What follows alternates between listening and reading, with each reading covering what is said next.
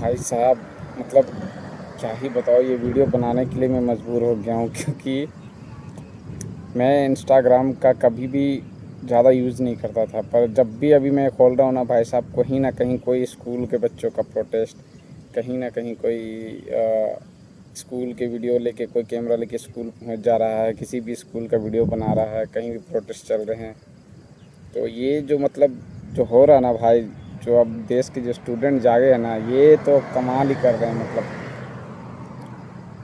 पहला बात तो ये कि ये जो सीजेपी के जो प्रोटेस्ट था जंतर मंतर पर, वो कुछ हद तक पहले लगा था कि नॉर्मल है, लेकिन जब से 20 तारीख को उन पर लाठी चार्ज हुआ, 20 जुलाई, जैसे ही उन पर लाठी चार्ज हुआ भाई साहब, ये पूरे देश के स्टूडेंट जाग गए हैं और अब हर मुद्दे को लेकर अब ये प्रोटेस्ट कर रहे हैं।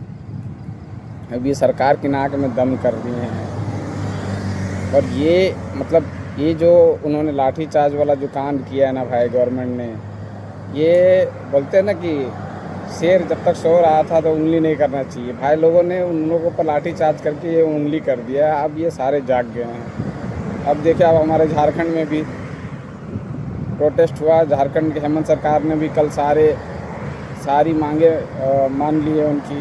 भाई साहब, अब ये मानना ही पड़ेगा आपको। अब शिक्षा व्यवस्था को सुधारना ही पड़ेगा, और कोई ऑप्शन नहीं है आपके पास, क्योंकि अब स्टूडेंट जाग गए हैं। अब उनको लगता है कि हमारा हक अब बिना मांगे हमको नहीं मिलेगा। बहुत सी सरकारें आई गई, ऐसी ही लापरवाही में चली गई, लेकिन अब हम मांग करेंगे और हमारी मांगे सरकार को सुननी पड़ेगी।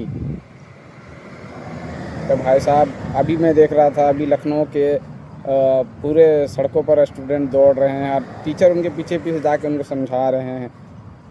अब ये जेनजी और ये अल्फ़ा, पहले तो जेनजी तक था भाई, अब ये अल्फ़ा जाग गए हैं। अब ये नहीं मानने वाले भाई साहब। अब तो हिंदुस्तान की शिक्षा व्यवस्था को सुधारना ही पड़ेगा। जितना जल्दी सुधार लेंगे उतना अच्छा रहेगा किसी भी गवर्नमेंट के लिए हो, चाहे वो कांग्रेस की सरकार हो कहीं स्टेट पे या फिर बीजेपी की सरकार हो। भाई साहब, जितना जल्दी आप लोग सुधर जाओगे, सुधर जाओ।